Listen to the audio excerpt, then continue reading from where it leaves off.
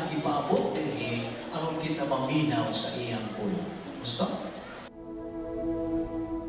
Di natin nga mga higayon sa mong kinabuhi, nagyakagan kang paagi nga ikaw makasugod na sa pagsangyaw sa mga balita sa kaluwasan, apan imo lang kadtong gipalaway. There is discipline for failure to witness at the opportune moment. Divine viewpoint, mental attitude, mo kini ang pinugnan sa imong gahong espiritualon. Kung sa walang plano sa Diyos, dinhi imo makatunan sa pulo sa Diyos.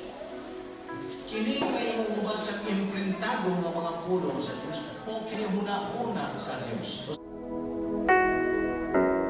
Ang Diyos pinaagi sa iyang grasya, mipahimutang sa Vic Balbido Evangelistic Ministry, isip usa sa iyang paagi sa pagpadala sa iyang mensahe, sa paghupay ug paglaom. Tiwala niini karong mahulgaon o makuyaw nga kahimtang sa kalibutan. Karon aniya si Evangelist Vic Balbido nga may dala nga mga pulong nga angay sa atong pagpamalandong, ingon nga mga magtutuo ni Ginoong Hesukristo. The Word of God is alive and powerful, sharper than any two-edged sword, piercing even to the dividing asunder of soul and spirit, and of the joints and marrow, and is a critic of thoughts and intents of the heart. All Scripture is God-breathed, and is profitable for doctrine, for reproof, for correction, for instruction in righteousness, that the man of God may be mature, thoroughly equipped unto all good works. Study to show thyself approved unto God, a workman that needeth not to be ashamed, rightly dividing the word of truth.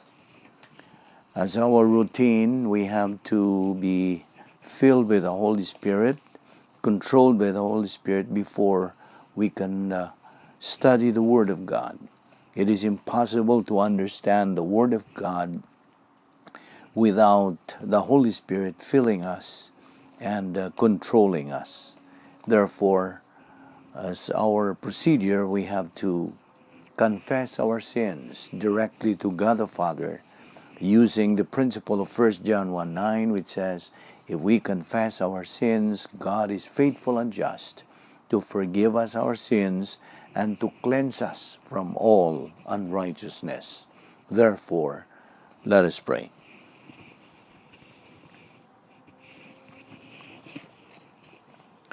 Father, we are indeed grateful to you for the privilege of assembly worship, and hence having the privilege of having fellowship with you and your word, which lives and remains forever. We thank you, Father, that your word is forever a lamp unto our feet and a light unto our path, because the entrance of your word giveth life, it giveth understanding to the simple.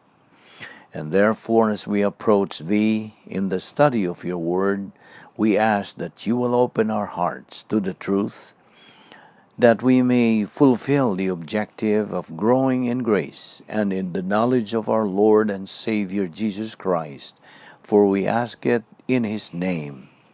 Amen. Life is too short. That is a fact of life. We can think about the past, but we cannot live in the past, nor can we live tomorrow. In other words, we live one day at a time. And life is just a passage of time. We are here today, tomorrow we are gone. And we have to get this. Life is fragile. In fact, in the book of James, chapter 4, verse 14, it says, you are a mist that appears for a little while and then vanishes away. James likens our lives to a vapor, a mist. Like I said, we are here today, gone tomorrow. We live in a broken world. The Bible declares in Romans 8:22, All creation has been groaning as in the pains of childbirth right up to the present time.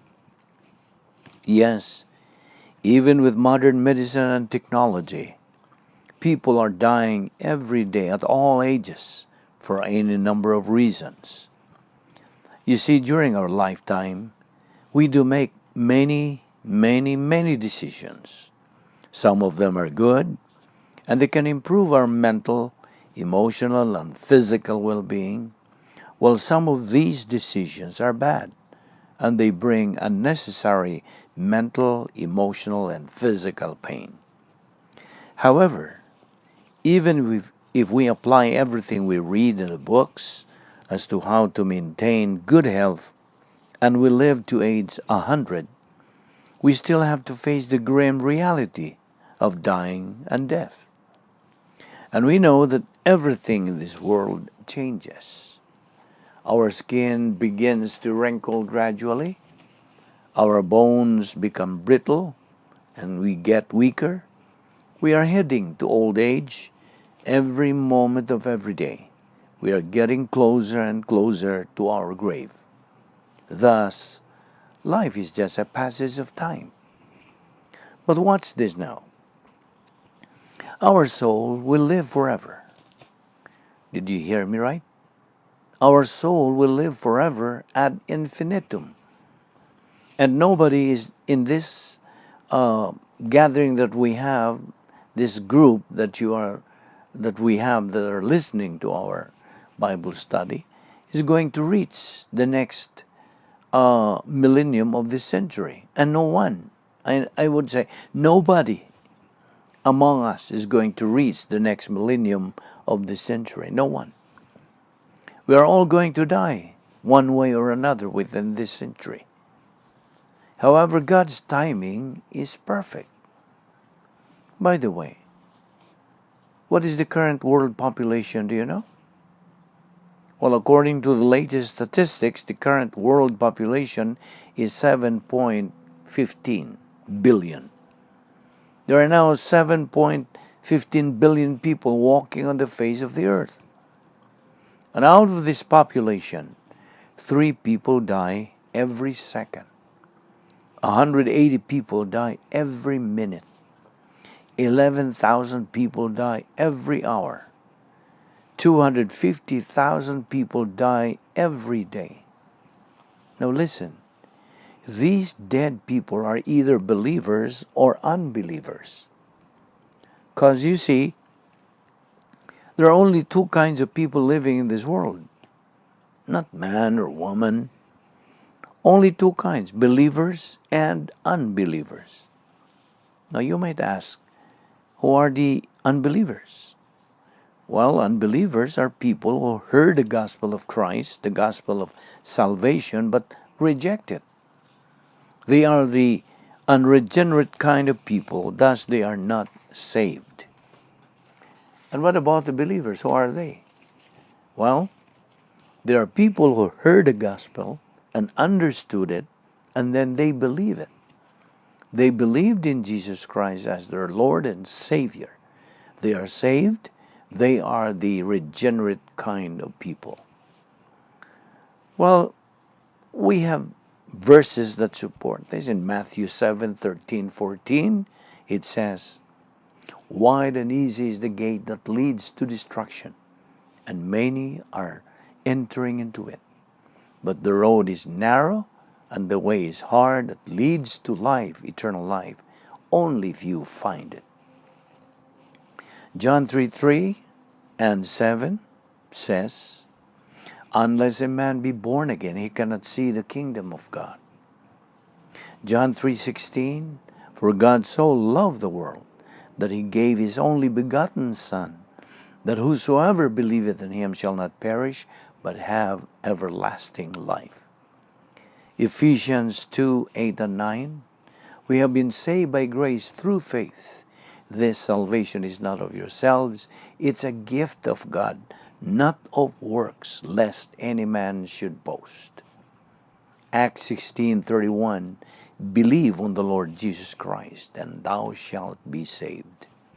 2 Peter 3:9, God is not willing that anyone should perish, but that all should come to repentance.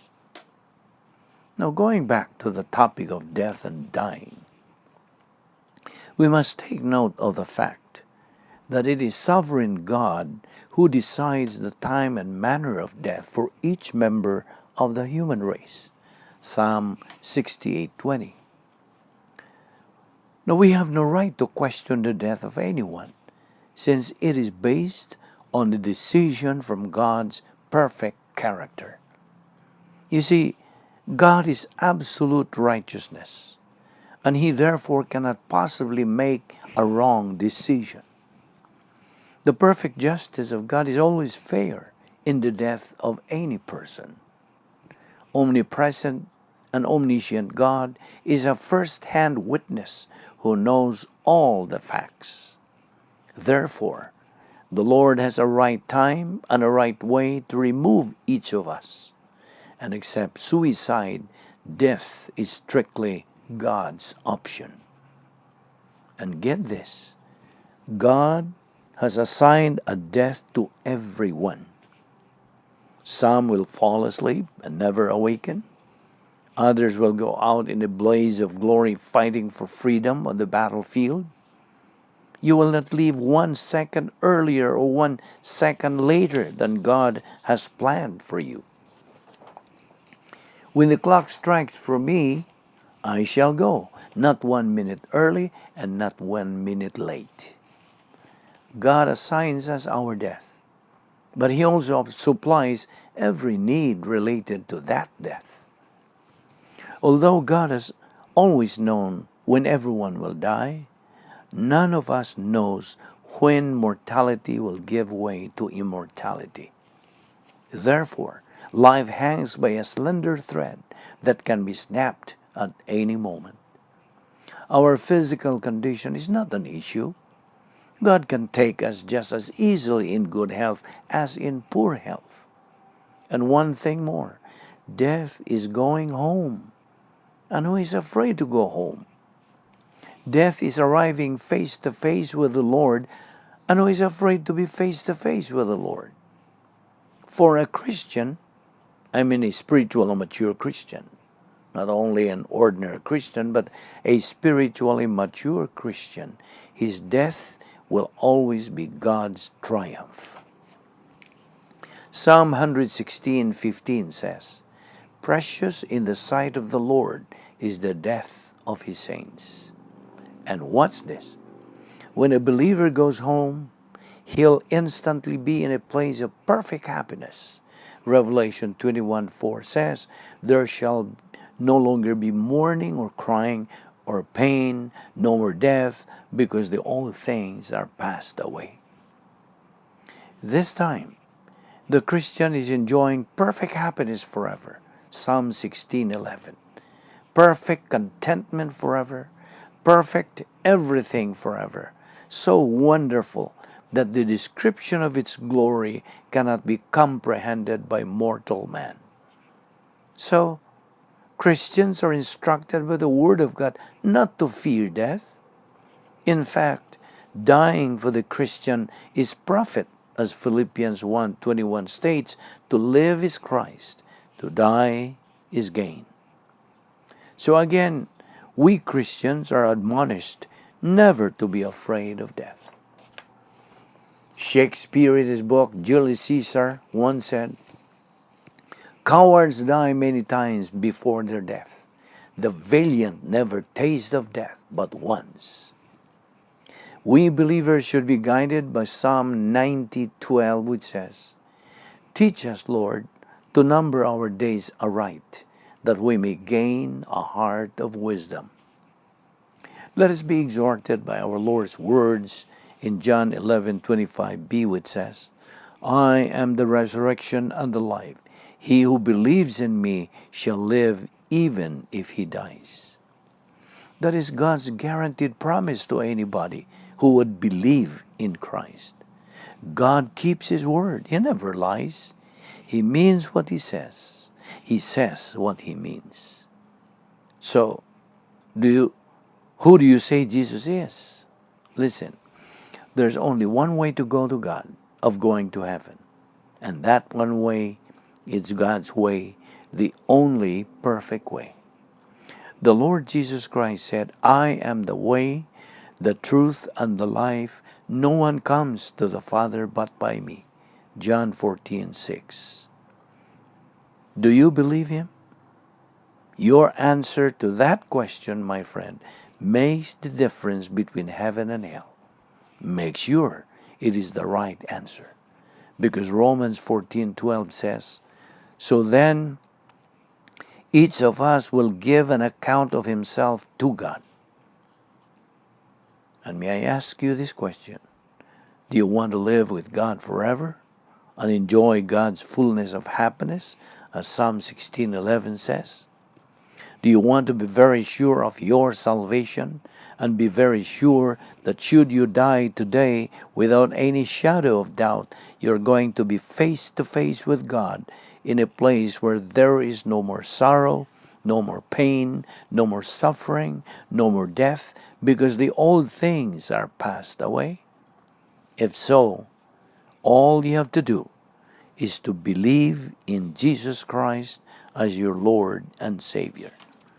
Believe on the Lord Jesus Christ, and thou shalt be saved. Now, in John 5, or 1 John 5, 10 to 14, in verse 10, it says, the one who believes in the Son of God has the witness in himself.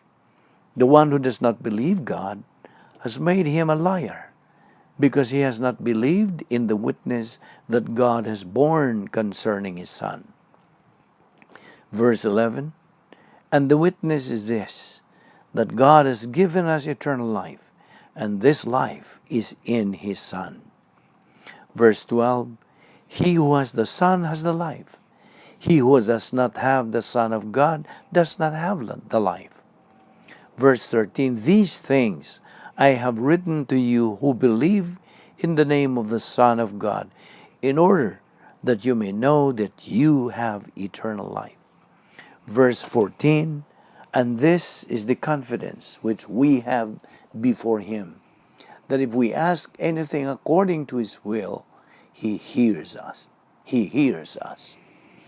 And so, if you have received Christ now as your Lord and Savior, immediately and instantly you become a child of God. You have been imputed God's eternal life, and your name is now written in the Lamb's book of life, never to be blotted out. You are now a citizen of heaven. And so you will see now the love of God that works in your life.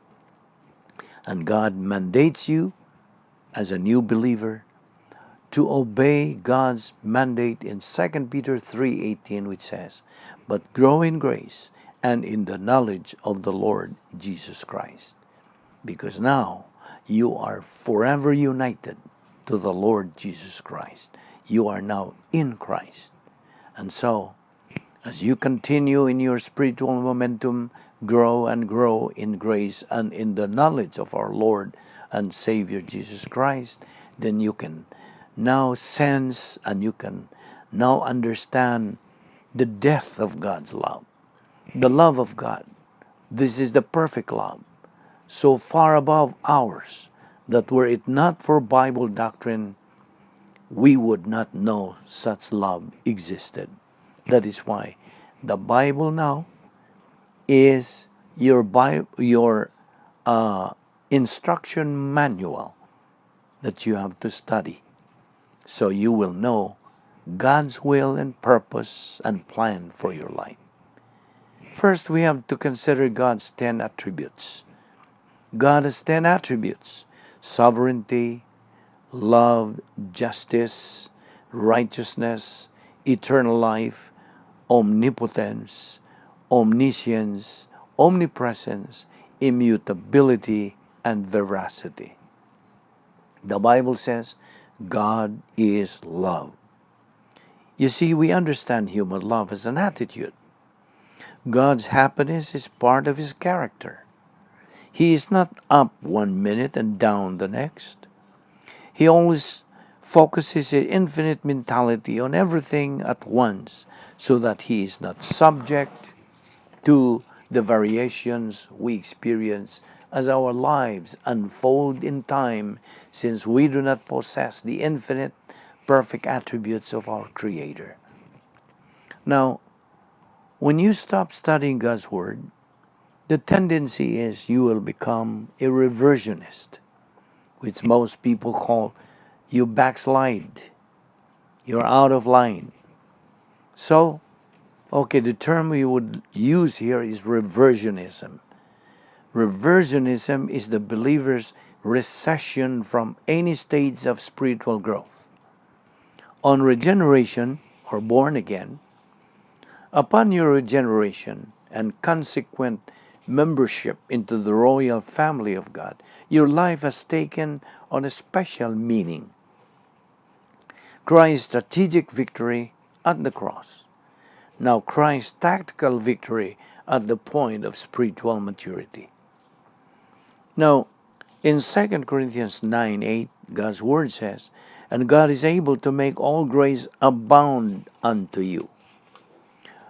In 1 Timothy 6:17, charge them that are rich in this present world, that they be not high-minded, nor have their hope set on the uncertainty of riches, but on God, who giveth us richly all things to enjoy. We believers have to learn who and what God is through the study of His Word. That's the only way we will learn who and what God is, studying His Word. We should study God's Word, believe it, and apply it in our life to be able to grow to spiritual maturity. You see, all punishment from God is designed to train and to strengthen the believer. As long as the believer remains in reversionism, appropriate means of reproof, correction, will continue to be administered by the Lord. Reversionists are susceptible to fainting in the soul or discouragement because they have rejected the only source. Let's not forget to apply the faith rest drill, which is the following: claim a promise, reverse concentrate, and reach a doctrinal conclusion. Because in Proverbs 3:12, God says, "For whom Jehovah loveth, He reproveth." Hebrews 12:6, "For those whom the Lord loveth, He chasteneth, and scourgeth every son whom He receiveth." God keeps believers alive for two reasons: to bless them or to correct them. Maladjusted believers in reversionism are disciplined for their own benefit. We have to remember the three adjustments man has to make towards God. First, salvation adjustment to the justice of God. Second, rebound or confession adjustment to the justice of God. And the third, maturity adjustment to the justice of God. Now we have to continue in our spiritual momentum if we want to attain spiritual maturity. Spiritual maturity is the stage where you can have capacity for life, capacity for blessings, capacity for testings. You see, you have capacity for life. Now, as you grow in your Christian life, you will realize that God mandates every believer to fulfill the Great Commission of Matthew 28:19-20. We have to preach the Word of God, the gospel, to the world. And this is God's mandate for every believer. We will continue in our discussion next time. Let us pray. The Scripture declares, God in this manner loved the world, that he gave his only born Son, that anyone believing in him may not perish but have everlasting life. For God sent not his Son into the world to condemn the world, but that the world through him might be saved. He that believeth on him is not condemned, but he that believeth not is condemned already, because he hath not believed in the name of the only begotten Son of God. Jesus Christ went to the cross. He died for the sins of the human race. He removed the barrier between man and God, so that man can step across into eternal life by trusting in Christ as Savior.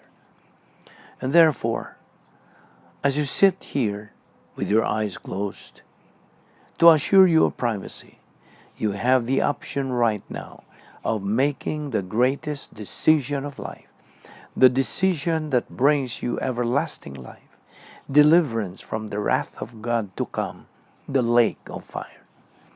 Becoming a member of the royal family of God, having righteousness imputed to you permanently, and that is the decision to trust in Christ as your Savior. To believe that He died on the cross for your sins. That's the only thing that you have to do to get eternal life. That's the only thing that you can do to get eternal life. You cannot do anything else. In response to the question, "Sirs, what must I do to be saved?" the answer came back, "Believe on the Lord Jesus Christ, and thou shalt be saved." The way to eternal life is faith in Christ. Therefore, believe on the Lord Jesus Christ, and thou shalt be saved. Let us pray.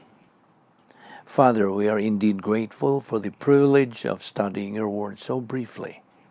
We ask that you will open our hearts to these things, increase our perception, our comprehension of them, for we ask it in Christ's name. Amen.